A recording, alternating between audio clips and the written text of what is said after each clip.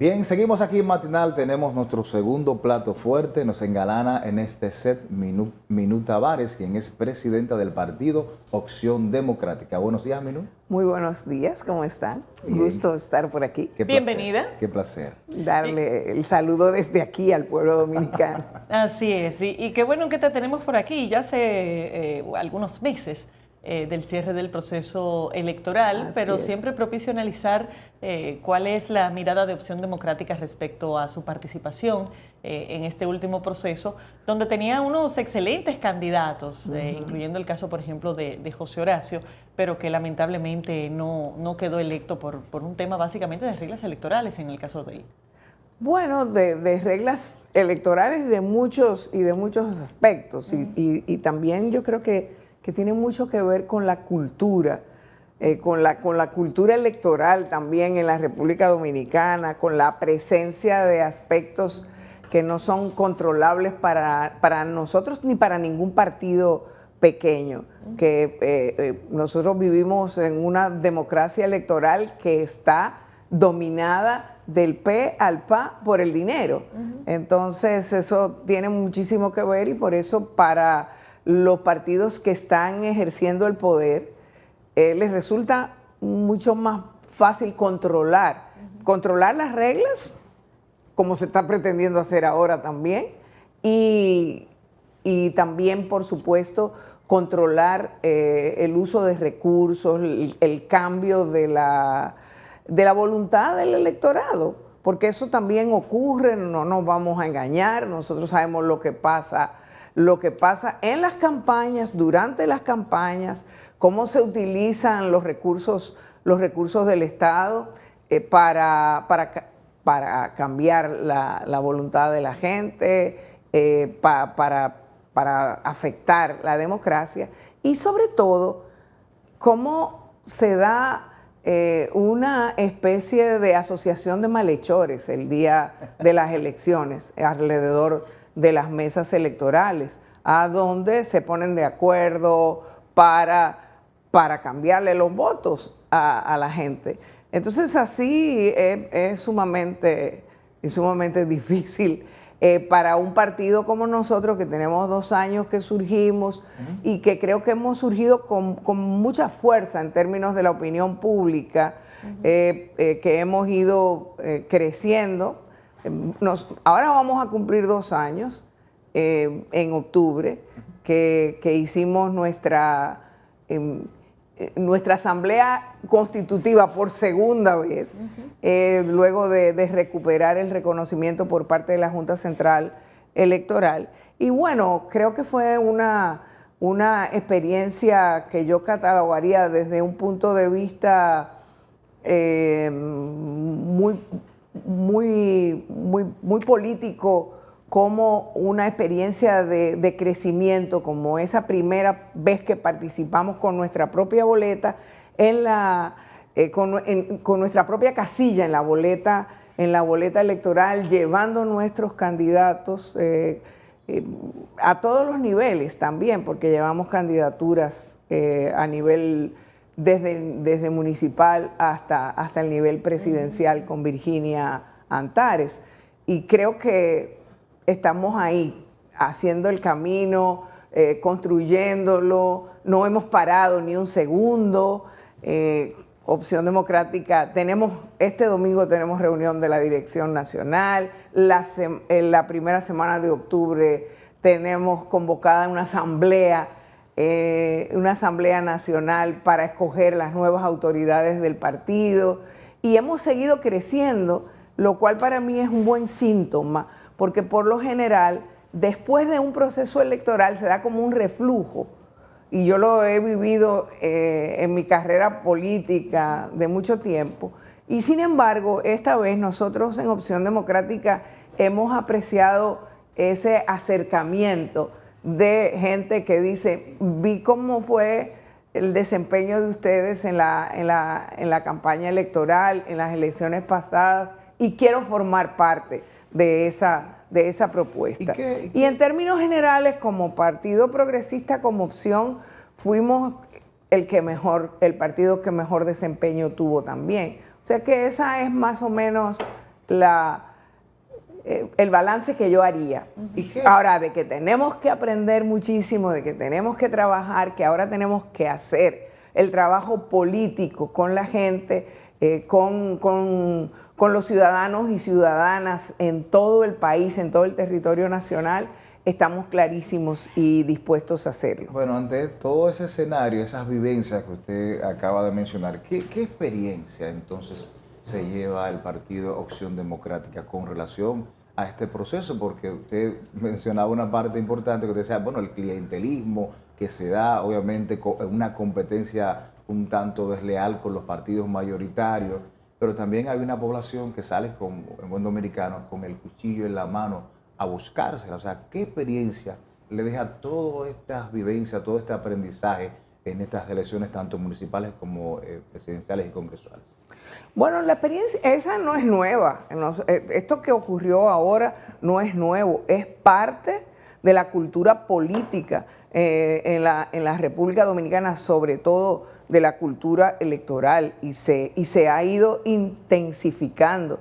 Y yo creo que se hizo todavía eso más evidente a partir de la aprobación de las leyes de partido y electoral, que fueron leyes que en lugar de ir a tratar de mejorar la democracia y de tomar las medidas que hicieran posible que tuviéramos una competencia más limpia, una competencia menos contaminada por el dinero, por el narcotráfico, por el poder mismo, lo que se hizo fue aprobar una ley que no tiene sanciones para los delitos que define, por ejemplo, o unas leyes, las dos, porque al final es eso, y que se aprobó en el 2018 y ya en el 2023 tuvo que ser cambiada. Y ya se está hablando otra vez de reformar la ley. Cuando tú tienes un sistema a donde lo que se habla permanentemente es de cómo cambiar las reglas del juego, tiene que llamarte la atención de que está mal. O sea, ¿qué fue lo central en el discurso de Abinader el pasado 16 de agosto?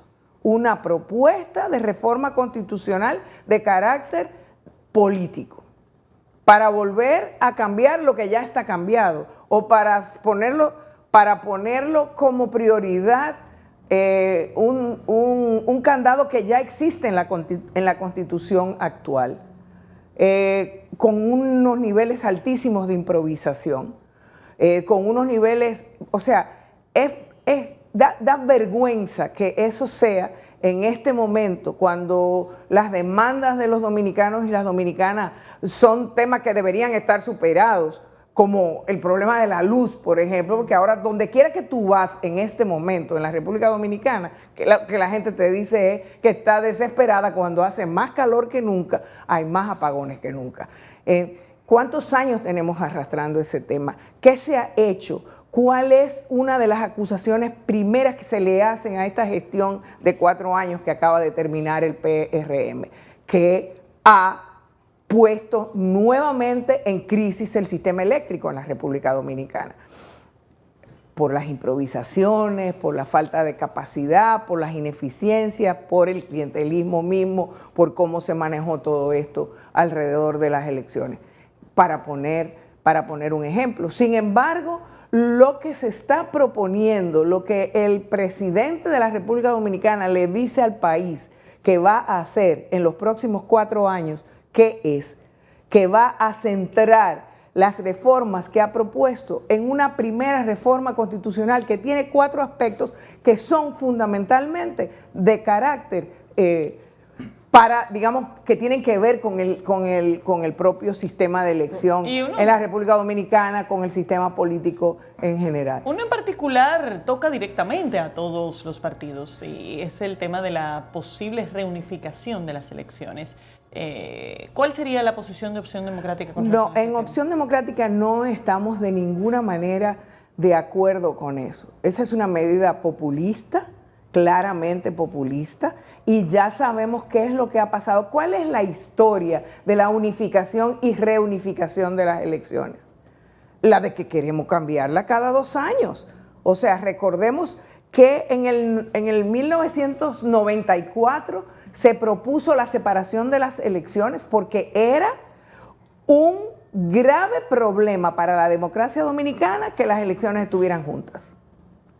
Porque la elección presidencial arrastraba a los demás poderes, digamos, al poder congresual y al municipal, y había un arrastre que se consideraba el peor de los daños que estábamos padeciendo en ese momento. Se puso a partir en el 98, después se aplicó en el 2002, en el 2010 se vuelve a cambiar otra vez, porque entonces se habla de que las elecciones cada 2 años son, todo el tiempo está en elecciones y por supuesto siempre el problema que se ve de que se esté en elecciones es que se esté en elecciones para escoger al Congreso o para escoger a los ayuntamientos. No le preocupa a nadie el tema de la campaña permanente en que viven los presidentes de este país. Yo creo que, por ejemplo, en ese sentido, esa es una propuesta para complacer, porque se cree que es, por eso me referí a esa propuesta como populista, para complacer a lo que se cree que va a gustar, que va a caer bien. Como igual pasa con el tema de la disminución de los diputados. ¿Es populista también esa propuesta? Absolutamente populista. Es absolutamente populista. Y además atenta contra la representación. Mira, el problema grave que tiene es que es populista. Porque si cree que... Porque aquí se dice que si se disminuye el número de diputados, se va a descubrir el agua tibia y se van a solucionar todos los problemas del país. Pero la propuesta que están haciendo es quitarle diputados que representen a los ciudadanos y ciudadanas para entregarle además un número de 20 diputados a las cúpulas de los partidos. O sea, serán legisladores que no van a ser escogidos por el pueblo, sino designados por las cúpulas de los partidos.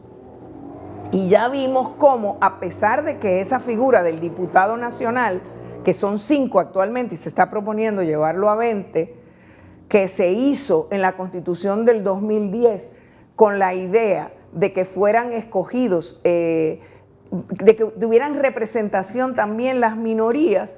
Al final, cuando se aprobó la ley por los partidos mayoritarios en el Congreso en ese momento, lo que se buscó fue que la disposición de los diputados nacionales fuera a distribuirse para favorecer también a los partidos mayoritarios, a los más grandes. ¿Y eso es lo que ha ocurrido en la práctica?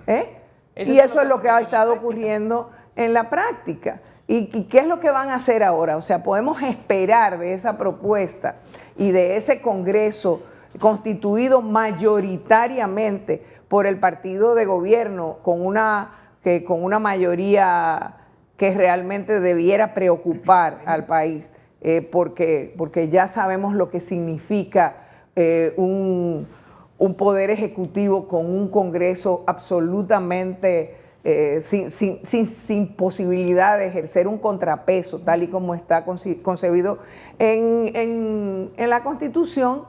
¿Qué es lo que van a hacer?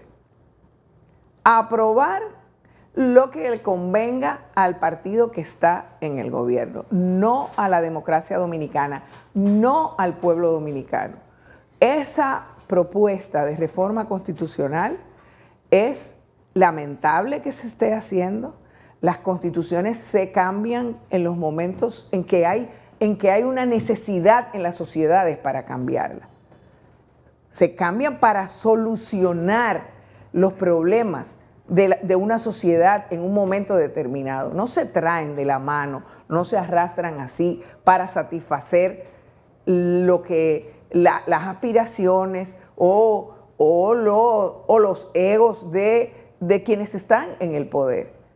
Y así ha sido siempre las modificaciones constitucionales en la mayoría de los casos en la República Dominicana, de 39 reformas constitucionales, unas 35 estuvieron orientadas, dedicadas a tocar el tema de la reelección. Pero la reelección ahora mismo dice claramente la Constitución que serán 2 periodos y nunca más. Así que esta propuesta constitucional, y por eso dije, y lo voy a repetir aquí, beneficiaría a 2 personas exclusivamente. ¿A quiénes? A Abinader y a Danilo Medina. ¿Por qué? Porque, o sea, ¿por qué? Pero se está presentando como lo contrario, como si fuera un autosacrificio. Bueno. Eso mismo hizo Hipólito en el 2003. No nos vamos a olvidar de esa experiencia. Con también este mismo partido, porque el PRM ¿Pero por qué? es el ¿Por qué lo PRD. beneficia? ¿Por qué? Porque en la Constitución actual habría 2 personas que estarían impedidas de reelegirse, que serían justamente ellos 2. Pero resulta que si se aprueba una nueva Constitución, aunque tenga la misma fórmula, van a aplicarla exactamente como se le aplicó a Leonel. Que no le afecta entonces porque era una disposición de la Constitución anterior y ahora hay una nueva Constitución. Pero la propuesta actual en ningún momento dice que van a habilitar a Danilo, ni que el presidente más allá de los 2 años... Ni lo va a decir tampoco porque nadie, no somos locos. Pero con relación al tema del candado, Minú, por ejemplo, históricamente hemos visto que los presidentes, los políticos, cuando están en esa posición tan importante, no respetan las leyes ni la Constitución. Históricamente lo hemos visto y ese afán de modificar la Constitución, la mayoría de las veces, ha sido para postergarse más allá de lo que establece la ley. El presidente ha dicho claro, y pone esto como ejemplo, que el candado es específicamente para esto, para que personas que estén en el poder, pues, tratar de robustecer más, fortalecer un poquito más todo esto. Entonces, esa es la excusa que plantea el presidente. ¿Usted no está de acuerdo entonces con esto? Porque históricamente... Bueno, yo lo que entiendo es que en la pregunta está la respuesta, es una excusa. O sea, si existe, si esa es la fórmula que existe y no hay en el ambiente ningún peligro y él está absolutamente dispuesto y comprometido con no reelegirse, entonces ¿para qué lo está cambiando? Además no lo está cambiando. Está simplemente volviendo a ponerlo, sin contar con toda la discusión que puede crearse alrededor del tema, que por cierto el presidente Fernández también lo estuvo analizando con respecto al tema de lo que significaría el referéndum, porque realmente con una ley de referéndum que no se ha aprobado, estaría hablándose de la necesidad entonces, primero de aprobar la ley de referéndum, y yo entiendo que es absolutamente razonable esa interpretación, y segundo, habría que convocar el referéndum para ver si se hace la Constitución y luego con la propuesta que está haciendo el presidente habría que hacer un referéndum entonces para un referéndum aprobatorio después. Pero eso es lo que este país necesita en este momento. Acabamos de salir de unas elecciones. O sea, lo que necesitamos ahora es pasarnos los próximos 2 años discutiendo sobre una reforma constitucional de temas bien contradictorios, bien complicados y que de hecho están considerados en la Constitución actual. Yo trabajé en esa Constitución. Yo fui parte de la comisión de auditoría, de revisión y auditoría de esa Constitución. Yo fui asambleísta en el 2010 y trabajé intensamente. Entonces, todos esos temas están ahí. Si el presidente tiene ese compromiso con la independencia del Ministerio Público, como lo ha asegurado que lo tiene, entonces no hay problemas en este momento para hacerlo, a menos que se quiera de verdad hacer una reforma al tema del Ministerio Público mucho más profunda, en la cual se garantice que absolutamente ningún procurador de la República va a estar designado por el presidente de la República. Y con relación al tema del procurador, 2 años inamovible. Bueno, a eso es que me acabo de referir. Okay. Eso es lo que me acabo de referir. O sea, bueno, ahí mismo también. O sea, fíjate la contradicción. La propuesta es que para supuestamente garantizar independencia, es que sea inamovible durante 2 años. Y al mismo tiempo que se presenta esa propuesta, el presidente le pide a la procuradora que se quede más tiempo para poder garantizar esa independencia. Explícame cómo se come eso, ¿con qué? Sin embargo, Si ¿hay o no hay una contradicción ahí? El PRM tiene la mayoría necesaria para llevar e impulsar este proyecto solo y parece que no están contemplando en ningún momento ni la posibilidad de referéndum, ni nada que no sea aprobar una versión de esta reforma de forma muy expedita. Incluso las acciones que están tomando lo interno del mismo PRM eso reflejan. ¿Qué significaría esto en términos prácticos? ¿Pudiéramos tener una reforma constitucional con estas características este mismo año y sin que haya un consenso lo suficientemente generalizado? Bueno, yo creo que sí que lo podríamos tener y que están tan envalentonados que serían capaces de llevarlo hacia adelante. Pero yo te digo que eso tendría un costo político muy alto y además trabajaremos para que lo tenga. Porque eso no es verdad que se pueden, digamos, salir con la suya y que van a hacerlo impunemente. Le va a costar y el pueblo dominicano lo va a saber tan pronto avancen en esos propósitos. Esos son los errores que cometen a veces los liderazgos políticos que alcanzan ese tipo de mayorías y que trabajan para ello. Trabajan para ello y no lo hacen legalmente, porque tú no me vas a decir a mí que es correcto, que es democrático ganar unas elecciones precedidas por un proceso de compra de alcaldes y diputados y legisladores sin precedentes en la historia de la República Dominicana. Si eso es una elección limpia, entonces vamos a tener que cuestionarnos todo lo demás. O sea, ¿qué necesidad había de hacer eso si tenían ese apoyo popular y si tenían esa seguridad de que iban a ganar? Y desde el punto de vista ocurrió aquí, frente a nuestras propias caras. Y desde el punto de vista de las autoridades electorales que están... está en el calendario que tienen que ser renovadas o ratificadas próximamente. ¿Tenía la Junta Central Electoral algún tipo de responsabilidad adicional respecto a esto que usted denuncia? Mira, las autoridades electorales siempre han tenido una responsabilidad, siempre. Yo creo que esta Junta Central Electoral hizo un papel bastante decente dentro de las históricas, de los históricos comportamientos precedentes de las juntas electorales anteriores. Creo que ellos quedaron realmente mucho mejor, que tomaron medidas que fueron medidas importantes y valientes. Creo que se atrevieron a poner, por ejemplo, figuras, digamos, de observadores de escrutinio que fueron importantes. Creo que eso expresa un esfuerzo que esta Junta Central Electoral hizo. ¿Merecen ser ratificadas? Bueno, yo veo que yo no voy a decir eso, yo no tengo ningún poder para cambiar esa Junta. Es que esto no es un tema de me gustaría. O sea, el PRM tiene en sus manos la posibilidad de nombrarla entera a su favor. La obtiene porque tienen la mayoría. O sea, nunca ha sido tan débil la democracia en ese espacio democrático por excelencia que es el Congreso de la República. Finalmente, un 77% de los legisladores responden al presidente y el presidente tiene el tupé de decir que él le va a ordenar a esos legisladores lo que hagan. ¿O no lo dijo con esas mismas palabras?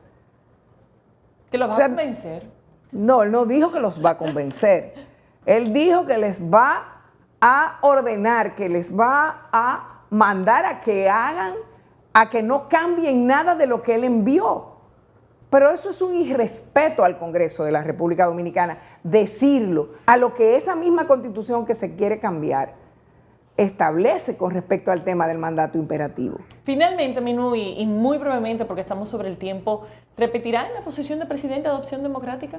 No, estamos en un proceso de iniciar la campaña interna. Yo fui escogida por 2 años, establecimos en los estatutos un transitorio de que íbamos a tener una elección de las autoridades, de esas primeras autoridades del partido, en esa transición por esos 2 primeros años, y entonces, y que no había reelección consecutiva. De modo que yo no voy a aspirar a la presidencia de Opción Democrática, pero ninguna duda de que yo voy a seguir trabajando en la construcción, en el crecimiento, en el fortalecimiento y en los aportes que Opción Democrática puede hacerle a la democracia y al bienestar del pueblo dominicano. Gracias por haber estado con nosotros. Despedimos, señores, a Minú Tavares Mirabal, presidenta del partido Opción Democrática, con quien hemos visto todos estos temas. Gracias a ustedes también por la sintonía. Nos vemos mañana.